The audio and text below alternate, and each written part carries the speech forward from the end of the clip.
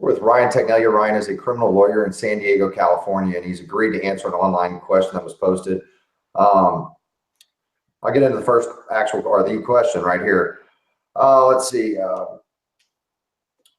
This is from Heather. She says, my fiance will get accused of child abuse by his ex-wife and stepson, or was accused. I honestly believe it's retaliation for leaving her for me and our unborn child.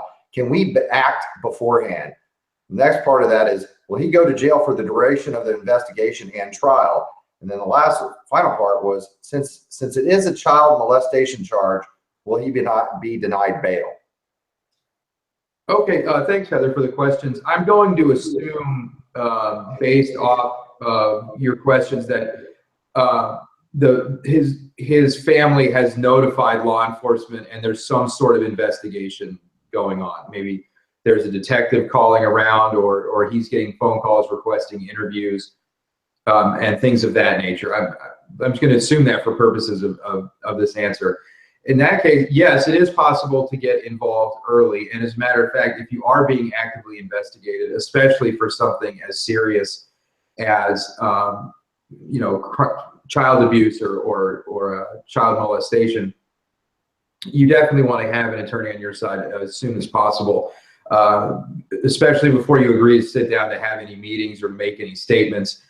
You'd be surprised at the breadth of things when it comes to children that are illegal, and you can, if you're speaking to a detective or whatever on your own without having consulted an attorney first, you may be mounting what you think is a defense when in fact you're actually admitting to a whole array of other crimes. So yes, you do want to get an attorney, or at least consult with one and get them involved as soon as possible, because just a brief overview of how the criminal justice system works, and this is true from very small crimes up until murder and everything else. The way it works is the police agency conducts an investigation, whether that investigation is one witness interview or it's ballistics and all the scientific stuff you see on TV. And then once they're done, they take all of those investigative materials and they send them over to the prosecutor's office.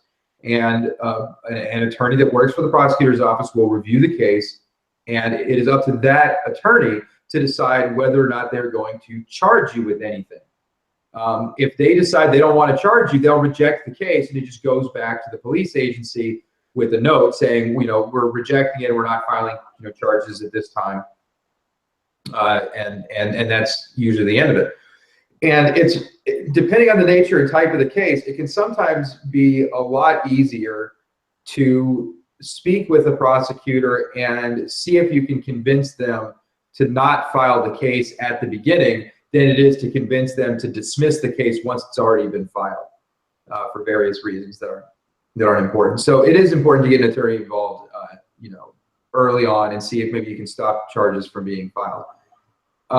Your next question concerned bail. Is he going to be held without bail? No. In California, anyway, you have an absolute constitutional right to bail.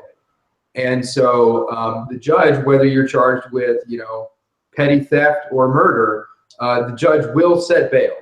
And so whether or not, how much that bail is going to be is an argument that's usually had between the district attorney and your attorney at the very first hearing, called an arraignment, and then whether or not it's in your best interest to bail out, depending on what the nature and allegations are in your case. That's something for you and your attorney to discuss, but there will be bail. He will not simply be held, without bail and with no chance to get out.